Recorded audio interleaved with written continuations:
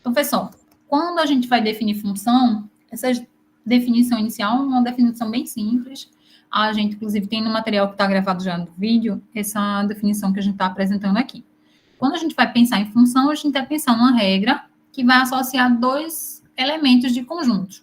Um conjunto a gente chama de conjunto domínio, o outro conjunto a gente chama de conjunto imagem, ou conjunto contradomínio, tá? Sempre que a gente faz essa associação, a gente tem que pensar nesses dois conjuntos. Um normalmente está associado ao X e o outro está associado ao Y. Tá? Aí, como eu comentei inicialmente, quem é seu X e quem é seu Y vai depender do contexto do problema. Se a gente estiver pensando em custos, por exemplo, o seu Y vai estar associado a essa função custo e o seu X vai estar associado à quantidade que você produz. A gente aqui, em geral, deixa eu colocar aqui uma canetinha, no computador. A gente vai ter essa relação, essa forma de representar. Y é igual a um F de X. O que aparece aqui dentro do parênteses, a gente diz que é a variável que é independente. E essa outra variável que a gente diz, ó, ela depende daqui do X. Ela é uma função de X. Essa outra variável é a variável dependente. Quando a gente relaciona dessa forma, X é independente e o Y é dependente. Se a gente pegasse aqui o comentário que a gente fez sobre a questão do custo. Digo, o custo depende da quantidade. Vamos ver se isso aqui, essa mesa me ajuda aqui.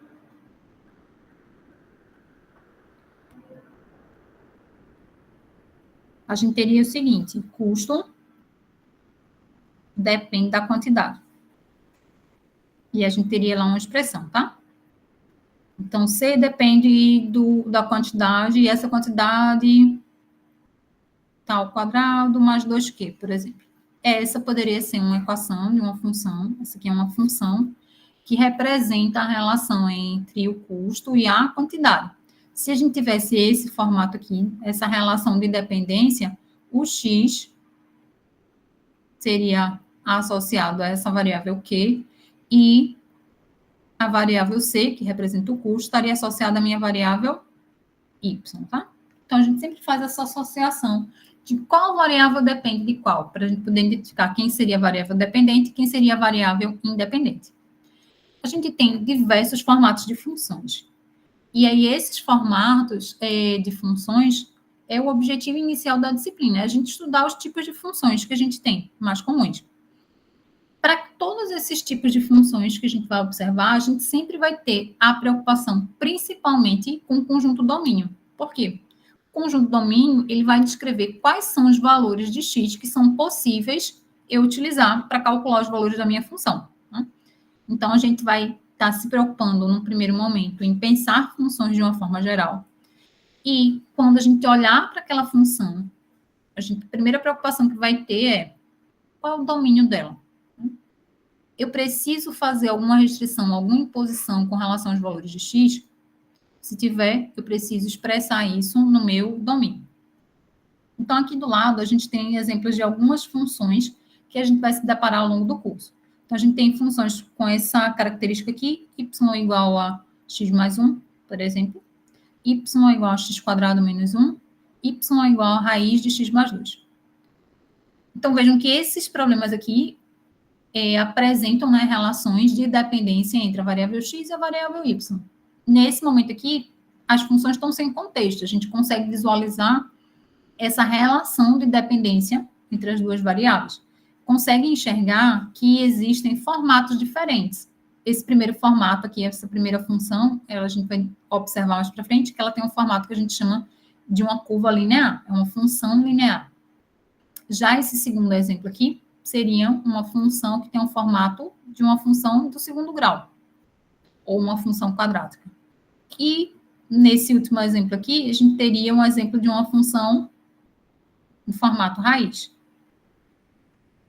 Quando a gente vai tratar dessa preocupação no que é domínio, que é imagem, onde é que está minha variável dependente, onde é que está minha variável independente, graficamente, a gente poderia enxergar através dessa figura aqui. O domínio são os valores que eu me preocupo aqui, que a minha variável x vai poder assumir. E o conjunto imagem vai ser aquele conjunto de valores de y que eu consigo encontrar se eu olhar os valores de x dentro do domínio. Então, se eu pegar, por exemplo, esse x aqui, x1, eu sei encontrar, através daqui dessa parte gráfica, né, quem seria o y correspondente. Então, meu x1 está aqui dentro. Eu marquei que meu domínio era toda essa parte aqui que está marcada em vermelho, tá? Então, meu x1 está aqui dentro do domínio. Aí, percebam que isso me gerou um y que está aqui dentro do conjunto imagem, ok? Quando a gente vai encontrar domínios, né, a gente precisa enxergar isso. Quais são os valores que são possíveis para x? Será que eu preciso impor alguma restrição? Então, a gente tem aqui alguns outros exemplos em que a gente poderia se preocupar em especificar qual o domínio, tá? Então, pensar no domínio é pensar se eu preciso colocar alguma restrição nos valores que a variável x pode assumir, ok? Então, para esse primeiro exemplo aqui, será que tem algum valor que é impedido o x assumir? Então, vamos abrir lá um quadro, tá? Mas já vamos pensando qual seriam as imposições que eu preciso fazer em x para o y poder ser calculado. Ou será que eu não preciso fazer nenhuma imposição? Para esse exemplo 2. Tem algum valor de x que seja proibido? Ou não? X pode ser qualquer valor. Assim como para o terceiro exemplo e para os demais. Né? Então, a ideia é pensar no domínio, pensar em restrições que a gente vai impor para a minha função funcional. Ok? Y igual a x mais 1. Para essa função, eu pergunto, eu posso ter valores de x negativos? Eu consigo calcular o valor de y se o valor de x for negativo?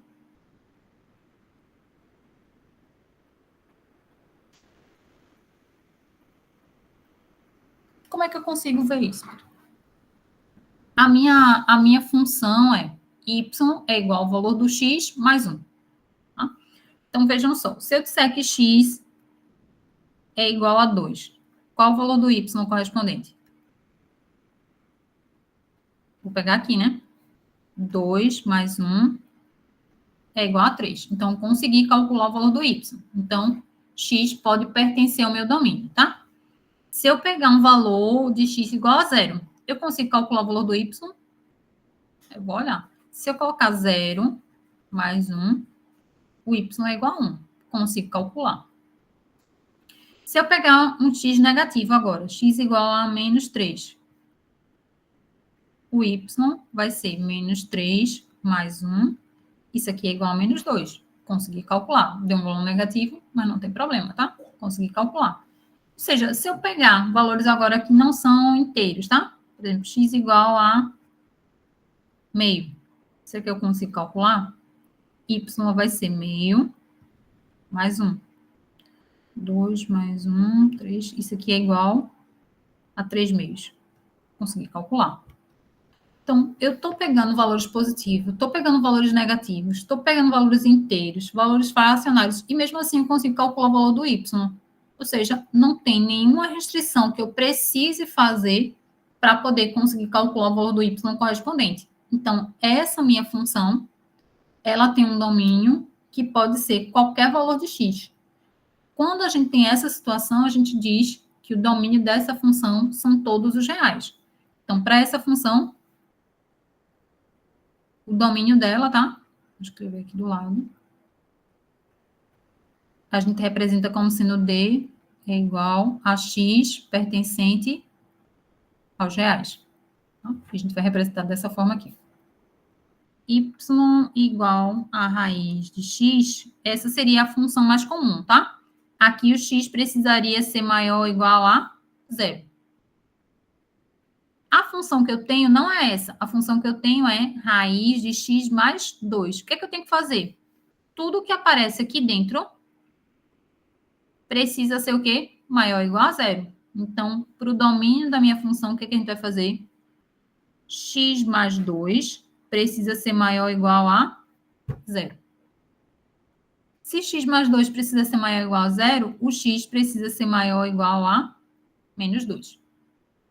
Então, lembra que a gente disse, né? Ó, tem várias formas de a gente representar algumas inequações que a gente vai impor, tá? Então, por exemplo, aqui, ó, o x tem que ser maior que menos 2. Se a gente fosse desenhar isso aqui na reta real, como é que a gente ia desenhar? A gente ia marcar aqui o menos 2, e eu quero todos os valores que são maiores ou iguais. Então, eu tenho que botar aqui, ó, como tem o igual, bolinha aberta, e eu vou pegar toda essa região para frente, certo? Então, todos os valores que estão nessa área aqui delimitada, né, maiores que menos 2, fariam parte do meu domínio. Então, como é que a gente vai representar isso aqui? O domínio é x pertencente aos reais, só que não são todos os números pertencentes aos reais. Eles têm que pertencer aos reais, mas precisam ser maiores que menos 2, tá? Então, a gente bota aqui uma barra e especifica. O x precisa ser maior ou igual que menos 2. Então, a maneira da gente representar o domínio dessa função seria dessa forma aqui, tá? Então, eu pego tudo que está dentro da raiz e faço ser maior ou igual a 0, tá? Aí a gente chegou nessa restrição. Então, eu impus uma restrição aqui no meu domínio. Quando a gente tem agora essa função, ela tem uma divisão entre trechos de função, né? Ela tem lá o número 1, numerador, e embaixo no denominador tem x² menos 4. Essa função, ela é uma função que tem um comportamento de ser uma função racional, ser uma função que é uma divisão quociente, que lembra um pouco essa daqui, né? Só que no lugar do x está aparecendo para mim uma função x² menos 4. Quando a gente tem, na verdade, vou botar até uma função mais geral aqui. Vamos colocar essa daqui mais geral, tá? Se a gente for pensar funções desse tipo aqui. Y é igual a um g de x sobre h de x. Sempre que eu tenho uma função que é uma divisão, tá? De outras funções, de outros polinômios, eu preciso fazer agora uma imposição bem forte. Qual a imposição?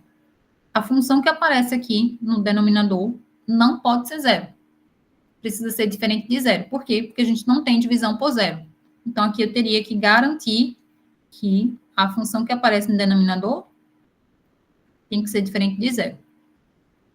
Voltando aqui para o nosso exemplo, o que é que a gente vai ter que impor? Bom, quem aparece aqui no denominador é a função x² menos 4. Então, vou fazer x² menos 4 precisa ser diferente de zero. Se x² menos 4 precisa ser diferente de zero, eu tenho que x² precisa ser diferente de 4.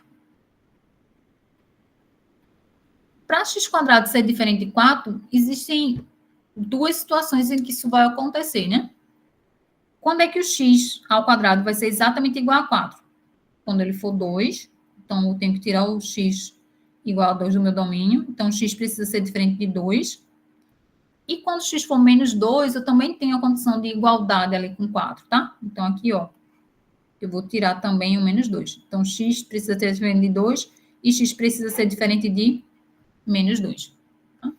Então, o meu domínio, ele pode ser qualquer valor real, só não pode ser o 2 e o menos 2. Como é que a gente representa isso? O domínio é x pertencente aos reais, tais que x tem que ser diferente de 2 e o x tem que ser diferente de menos 2. Eu poderia representar isso de outra forma. Se a gente for pensar em termos aqui da representação na reta real, a gente poderia olhar todos os valores reais, só que ia retirar 2 pontos. Quais são os 2 pontos que eu vou retirar? Vou retirar o 2 e o menos 2. Então, aqui em menos 2 eu boto bola aberta. E em 2 eu boto bola aberta também, tá? Vamos apagar até aqui a bolinha. Fica melhor. Aqui, bola aberta em 2 e bola aberta em menos 2. Fora isso, pertence ao meu domínio. Então, seria aqui, essa região e essa região aqui. Só relembrando, essa região aqui que a gente está retirando somente menos 2 e 2, eu poderia escrever isso aqui em forma de intervalos também, né? Então, aqui, ó, eu pego lá de menos infinito até chegar em 2, exceto o 2, tá?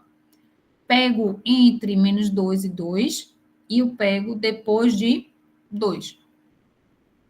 Então, a gente podia escrever esse primeiro intervalo aqui como sendo aberto em menos infinito, aberto em menos 2. Esse do meio, como é que a gente representa? Ele é aberto em menos 2, aberto em 2. Essa terceira parte é aberto em 2 e aberto em mais infinito. Como eu quero tudo isso aqui, vou fazer a união desses intervalos, tá? Só uma forma adicional da gente representar quem seria o domínio da minha função, onde é que minha função poderia ter seus valores de x podendo ser assumidos, tá? A gente tem que atentar que quando a gente for olhar o domínio dessa função, eu tenho que me preocupar com o domínio dessa função, contanto que os x sejam menores do que menos 1, e como é que se comporta essa função depois do menos 1, tá? Então, a gente comenta sobre o domínio dessas funções já já. Antes da gente avançar um pouquinho,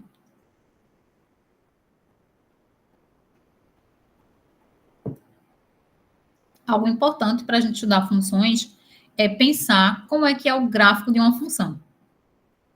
Quando a gente pensa em gráfico, a gente está pensando na representação da função dentro desse plano XY. Então, eu consigo, sabendo quem é o valor de x, sabendo quem é o valor de y, se eu tenho essa informação para diversos pontos, eu consigo, muitas vezes, visualizar como é que é o comportamento completo dessa função, tá?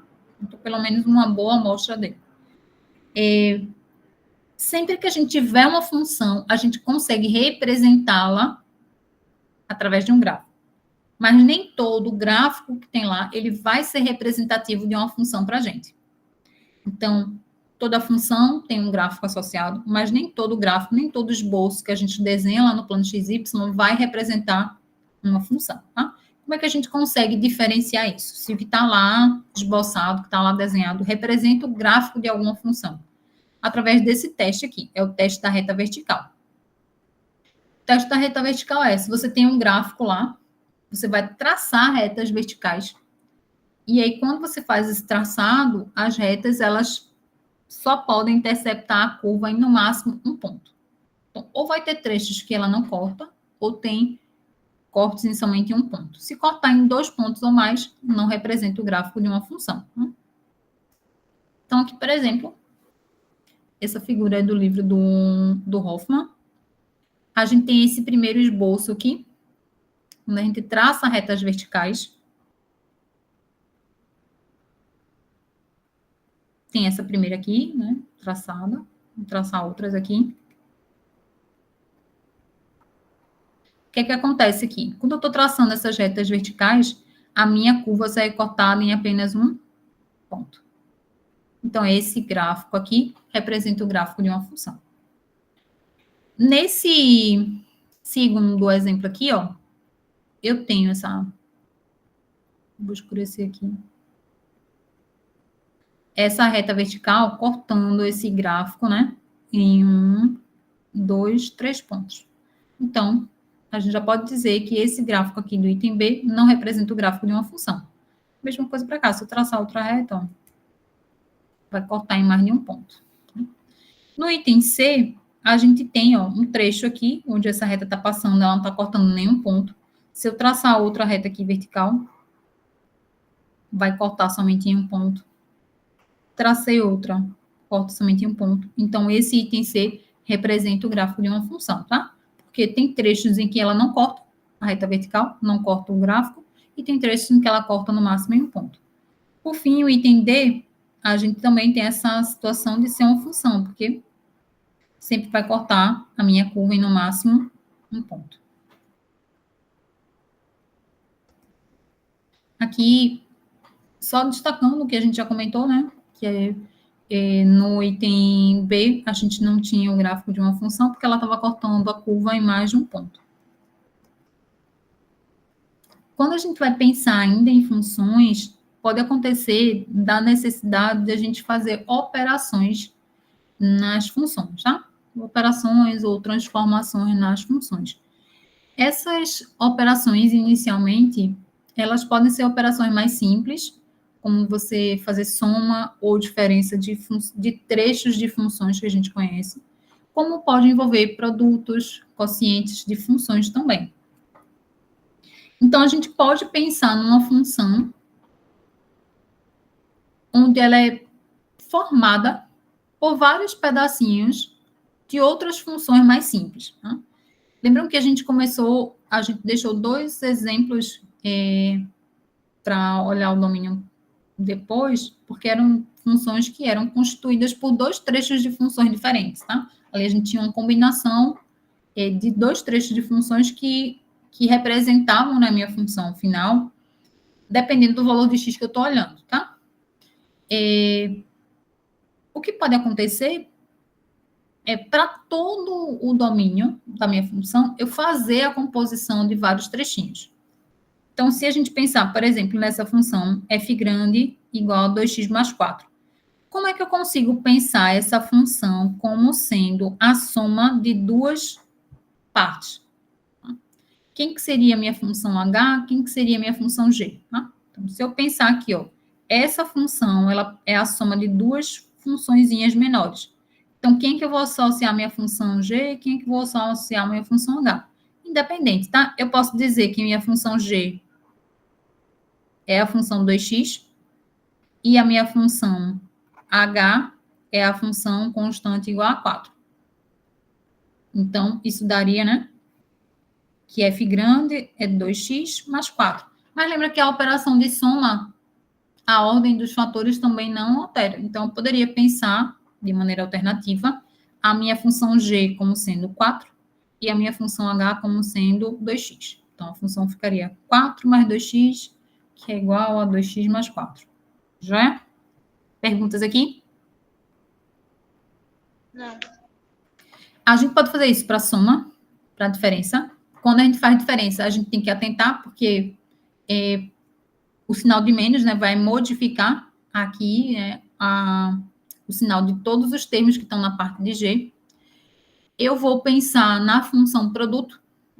A gente pode, por exemplo, pensar na função f grande como sendo a função fzinho vezes gzinho. Onde essa função f fosse a função... Vamos colocar as mesmas duas do exemplo anterior, tá? 2x, lá a gente estava chamando de g e h, né? Mas aqui vamos chamar f de 2x e g da função... Vou mudar um pouquinho, chamar a função 2 mais x quadrado. Se eu disser que a minha função f é a função 2x e a minha função g é a função 2 mais x quadrado, quem que seria a minha função f grande? Ela seria o produto dessas duas partes. Então, ela seria 2x, que multiplica 2 mais x quadrado. Tá? E aí eu poderia desenvolver o produtinho desses dois termos, tá? Então, vejam, eu posso combinar através de soma, subtração, produto. Quando eu estou pensando nessas três operações iniciais, a preocupação com o domínio, ela é semelhante, porque eu vou respeitar o domínio dessa função que foi composta desses trechos, né? A partir da soma, a partir da subtração, a partir do produto. Quando eu penso em montar uma função que ela vai ser o quociente de dois trechinhos, eu tenho que ter uma preocupação adicional. Qual a preocupação adicional que eu tenho que ter? O domínio dela tem que levar em consideração que eu não posso fazer divisão por zero, tá? Então, é isso que a gente destacou, a gente precisa se preocupar principalmente com a função que aparece no denominador e retirar a possibilidade dela ser zero. Outra frente de trabalho com funções é o que a gente chama de composição de funções. Tá? Então, a gente consegue montar uma função compondo também, através de soma, diferenças, produtos e quocientes. Mas o que a gente, de fato, define como composição é a gente pensar em inserir uma função dentro da outra. Tá? As operações que a gente fez anteriormente, a gente sempre mantém as estruturas e opera algebricamente os trechos de funções. Quando a gente vai tratar de composição, o processo é diferente. Tá? Eu vou pegar uma função e vou inserir dentro da outra. Tá? A maneira da gente representar é escrevendo assim: f é uma função da função g de x, ou com essa forma aqui, fog, que a gente chama, né? F, essa bolinha indicando composição, g. Então, aqui eu tenho f composto com g. É a função f, cujo argumento, que a gente chama, é a minha função g. O que acontece é, eu tinha antes aqui a função f, que dependia de x. E eu tinha uma outra função, que eu chamo de função g. Eu vou pegar essa função toda e vou colocar no lugar da variável x dessa função f. Isso é a composição, tá? Quando a gente faz isso, a gente tem uma função f, que ela não depende mais de x agora. Ela depende de uma outra função, a função g. Então, é f composta com g de x. Quando a gente vai pensar nisso, qual a preocupação da gente? Essa função que aparece aqui dentro. Essa função é a função que vai definir o domínio dessa função composta, tá? Para a gente visualizar o domínio, na verdade, é melhor que a gente enxergue quem é a função composta e aí se preocupa com as restrições que a gente vai fazer com relação a ela, tá? Então, vamos pensar aqui em composição, tá? Quando eu estou pensando em composição, lembrando, eu tenho uma função f de x, tenho outra função g de x. O que é que eu vou fazer? Vou pegar essa e vou colocar no lugar da variável x aqui. Então, eu chamo f de g de x. Isso aqui é a função composta.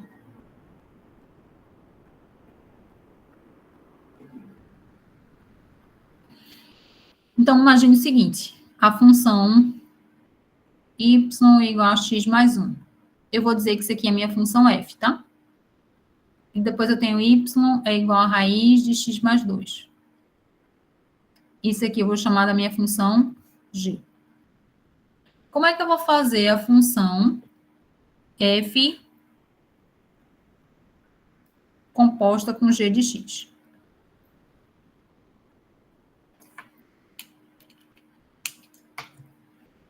A gente vai pensar o seguinte.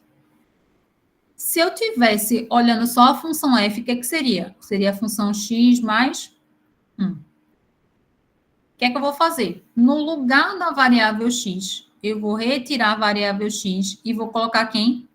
A minha função g de x. Então, a estrutura da minha função composta, f de g de x, seria a função g de x mais 1. Onde tem x, eu tiro e vou botar a função g. Só que, quem é a minha função g? Minha função g é a função raiz de x mais 2. Então, vai ser raiz de x mais 2 mais 1. Essa seria a expressão da minha função composta. F composta com g de x. Perguntas aqui? Alguma dúvida nessa parte de composição?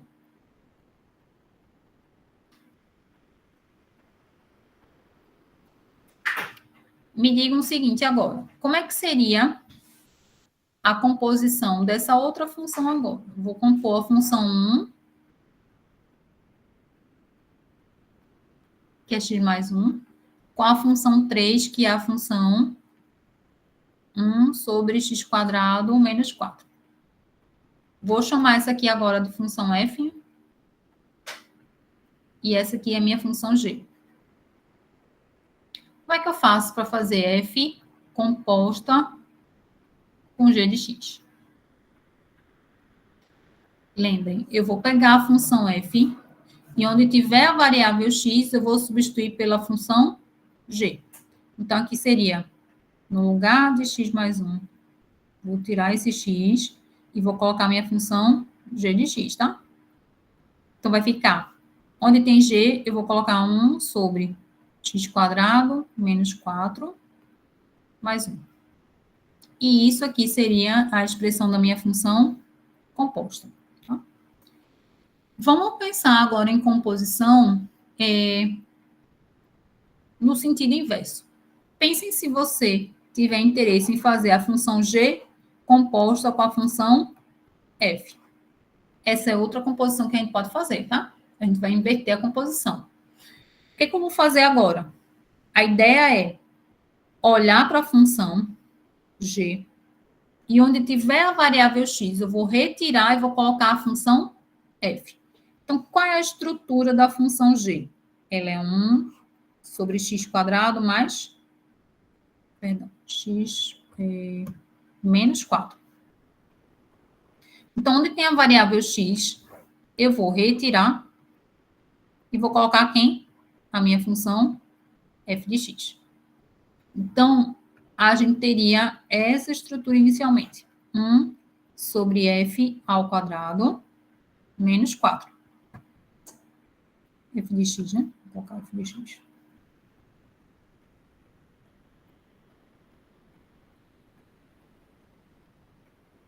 Só que quem que de fato é a função f?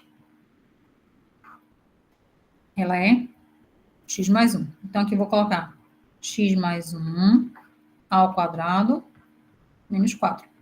Então, essa seria a minha função composta de g com f. Percebem que é diferente? Se eu faço f composta com g, a função que é resultante é diferente da função g composta com f. Tá? Se a gente voltar aqui no anterior, ó, aqui a gente tinha f composta com g, a gente também pode fazer g composto com f de x. Como é que funcionaria essa função? Eu vou pegar a estrutura da função g, que é raiz de x mais 2, só que no lugar do x, eu vou retirar e vou colocar a função f. Então, vai ficar raiz quadrada de f de x mais 2. Só que quem é a função f? A função f é x mais 1. Então, vai ficar x mais 1 mais 2. Então, aqui a gente está destacando quem é a função f, tá? Para arrumar a composição, a gente pode somar aqui as constantes. Ficaria x mais 3.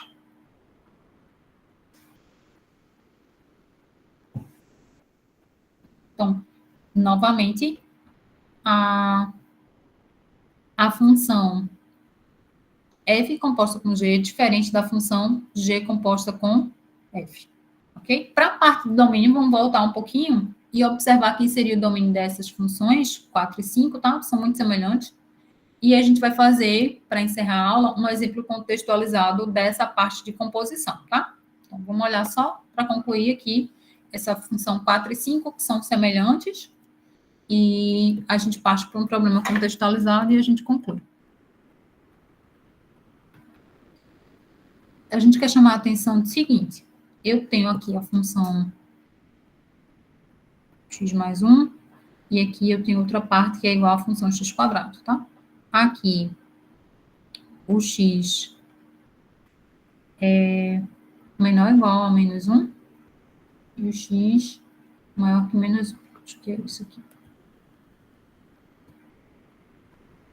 Isso, menor ou igual. Ok? Então, antes de menos 1 até chegar em menos 1, a minha função se comporta com esse formato aqui. X mais 1. Depois de menos 1, a minha função se comporta com esse formato aqui. Então, para a gente achar o domínio dessa função, eu tenho que olhar antes de menos 1. Como é que é a minha função? Minha função seria somente x igual a x mais 1.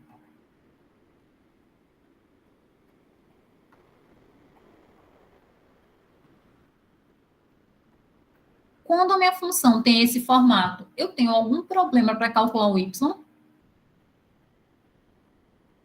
Não, porque eu sempre vou pegar o valor do x e vou somar uma unidade. Então, para todos... Faltou só aqui menos 1. Então, esqueci de anotar o menos 1 aqui. Para todos os valores de x, eu consigo calcular o y correspondente, somente adicionando uma unidade, tá? Veja, agora isso só vale para quando os valores de x são menores que menos 1. Então, para essa parte, eu não tenho nenhum problema na minha definição. Ok? Depois, eu vou olhar separadamente os valores de x que são maiores que menos 1. Depois de menos 1, a minha função se comporta como sendo y igual a x ao quadrado. Não sei se vocês lembram lá do ensino médio, tá? Mas funções que têm esse comportamento y igual a x quadrado é uma função de que tipo? Uma parábolazinha, né? Com a concavidade para cima. Quando estou olhando uma parábola, tem algum problema de atribuir valores para x? Não. O x ele sempre pode ser qualquer valor que eu colocar lá, eu consigo calcular o valor quadrado dele. Se fosse raiz, teria problema para valores negativos, né? Mas aqui não. Eu sempre vou conseguir calcular o y, tá? Então, nesse caso, tanto quando eu olho antes de menos 1 até chegar em menos 1 e quando eu olho depois de menos 1, eu não tenho nenhum problema com os valores que o x vai assumir. O único ponto onde poderia dar algum conflito seria exatamente no menos 1, né? Porque depois dele se comporta de um jeito, antes dele se comporta de outro. Mas quando ele é exatamente igual, ele funciona por aqui, ele funciona com esse comportamento aqui, tá? Então, nesse caso, o domínio dessa função é x pertencente aos reais. Não tem nenhum ponto que vai me gerar nenhum problema, tá? A mesma coisa para o exemplo 5, tá? O exemplo 5 que muda é que eu vou fazer essa mudança de comportamento no ponto 1, que ele está mudando o comportamento no ponto menos 1. No outro exemplo, ele muda no ponto 1, tá? Então, para o exemplo 5, também, tá? O exemplo 5 é a mesma estrutura e o domínio é x pertencente aos reais. Para o exemplo 5, o que vai mudar aqui é que eu vou analisar para x menor ou igual a 1 e para x maior do que 1, ok? E a gente tem o seguinte, os ambientalistas estimam que em uma certa cidade, a concentração média de monóxido de carbono no ar durante o dia será de Cp igual a 0,4P mais 1 partes por milhão, quando a cidade tiver uma população de P 1.000 habitantes. Um estudo demográfico indica que a população, dentro de T anos, será 8 mais 0,2 T quadrado 1.000 habitantes. Então, vejam só. Eu tenho informação como é que se comporta a concentração de monóxido de carbono, dependendo de que variável? Dessa variável Pzinho, tá? E Pzinho representa o quê? A população. Então, eu tenho que C de P é 0,4 P mais 1, tá? E a população depende de que variável? Depende da variável T, que é o tempo, tá? Em anos. Então, a expressão para a população é 8 mais 0,2 T quadrado. Só anotando ali para a gente poder comentar. Então, aqui, ó, vamos destacar aqui o seguinte. Eu tenho que a concentração de carbono depende de que variável? Da variável P, tá? Então, C é a concentração de carbono. P é a população. E T é o tempo. C, quando a gente escreve C entre parênteses P, significa que C depende da variável P. Então, a concentração de carbono depende da variável P, que indica a população. Então, C depende de P. E a minha população depende de quem? Depende do tempo. Então, percebem que a concentração depende da população e a população depende do tempo. Ora, se a concentração depende de P e P depende de T, então eu posso dizer que a concentração no fim vai depender também do tempo. Por quê? A concentração depende da população, mas a população depende do tempo. Então, a gente tem, nesse caso aqui, quando a gente expressa dessa forma, uma função composta. Por quê? Eu estou tomando, né, a minha variável, no momento, né, que seria a população, e eu sei que ela depende de uma outra variável. eu posso fazer essa substituição, tá, de uma função dentro da outra para observar, para enxergar no fim a minha função, concentração, dependendo dessa variável T. Esse processo, esse trabalho é um trabalho de composição. Consegue enxergar isso? Eu tenho uma variável dependendo da outra e essa aqui do meio depende de uma terceira. Então, posso fazer essa primeira dependendo da última, tá? Ele diz o seguinte: primeiro, determine a concentração média de monóxido de carbono no ar durante o dia em função do tempo. Então, eu quero encontrar o quê? Eu quero que a concentração fique dependendo somente do tempo. Como é que a gente vai fazer isso? Então, vamos lá. Então, eu sei que a concentração depende de P. Deixa eu colocar aqui composição.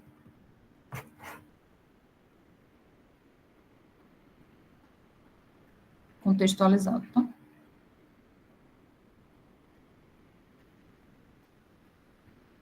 Então, aqui, a concentração depende da população e a população depende do tempo. Concentração dependendo da população, ela é 0,4 P mais 1. E a população dependendo do tempo é 8 mais 0,2 T quadrado. Eu quero no item A achar a concentração dependendo do tempo. Quero achar a expressão. Então, vejam, eu enxergo essa cadeia de dependência, tá? C depende de P e P depende de T. Então, o que é que eu faço? Eu vou pegar essa expressão aqui e vou substituir aqui, para ter C, que depende de P, mas P depende de T. Então, se a gente observar isso, ó, aqui, nessa expressão da concentração, onde tiver o P, o que é que eu vou ter que substituir? A expressão completa de P de T. Então, onde tem P, eu vou substituir que expressão? Essa daqui. Vou colocar aqui. Então, vai ficar 0,4, que multiplica 8 mais 0,2 T quadrado. Terminei de fazer a substituição, mais 1. Então, essa aqui é a expressão da concentração dependendo do tempo. Tá vendo que aqui nessa expressão, a única variável que aparece ali é a variável T, a variável do tempo. Tá? Então, essa seria a primeira expressão. Ah, Alessandra, posso fazer alguma coisa a mais? Se quiser, você pode arrumar um pouquinho a resposta, né? Pegar esse 0,4 e multiplicar todos os fatores que aparecem aqui, tá? Mas a expressão da composição já seria essa. No item B, ele pede o seguinte: qual será a concentração de monóxido de carbono daqui a 2 anos? Então, veja, eu quero encontrar a concentração daqui a 2 anos. Então, eu já quero... Eu não encontrei no item A uma relação da concentração com o tempo. Pronto, vou usar essa expressão para poder calcular o item B, tá? Qual é a concentração daqui a 2 anos. Então, para o item B, ele quer saber qual é a concentração quando T for igual a 2. Então, o que a gente vai fazer? A gente vai usar essa expressão aqui. Então, a concentração para daqui a 2 anos, né? Quando T for igual a 2, vai ser 0,4, né? Deixa eu lembrar desse aqui. 0,4, que multiplica 8, mais 0,2 T quadrado, mais 1. Só que aqui eu vou olhar o T como sendo 2, né? Então, já vamos colocar aqui, substituir, tá? É 0,2, 2 ao quadrado, mais 1. Então, aqui a concentração vai ser 0,4 vezes 8 mais. Eu vou fazer aqui. Alguém me ajuda a fazer aí? Vai ser 4 vezes 0,2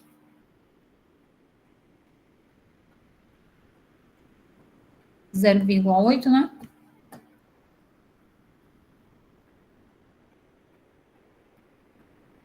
Aí aqui vai ficar 0,4 vezes 8,8 mais 1. Então, a gente vai pegar aqui 8,8 vezes 0,4 dá 3,52 mais 1, 4,52.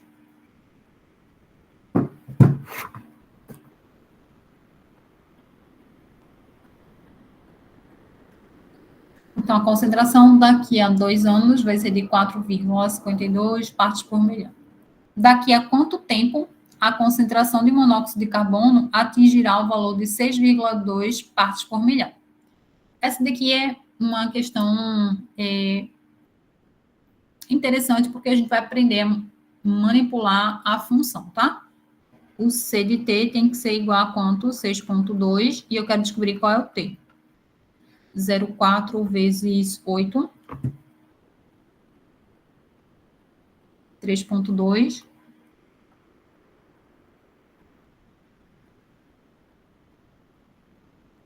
mais 1. Aí aqui vai ficar C de T é igual a 4,2 mais 0,08 T quadrado. Vou assumir agora o 6,2, tá? Então, 6,2 é igual a 4,2 mais 0,08 T quadrado. Ficou bem mais simples, né? Aqui a diferença, né? 6,2 menos 4,2 é igual a 0,08 T quadrado. Aí aqui a diferença vai dar 2, né? Então, eu tenho que 2 é igual a 0,08 T quadrado. Então, T quadrado vai ser essa divisão, né? Dá conta aqui. 2 dividido por 0,08 dá 25. Olha como deu mais bonito. T quadrado é igual a 25. Isso implica, então, que o T seria a raiz quadrada de 25. Mais ou menos, né? A raiz quadrada, como a gente está pensando em tempo só, é valor positivo. Então, T igual a 5.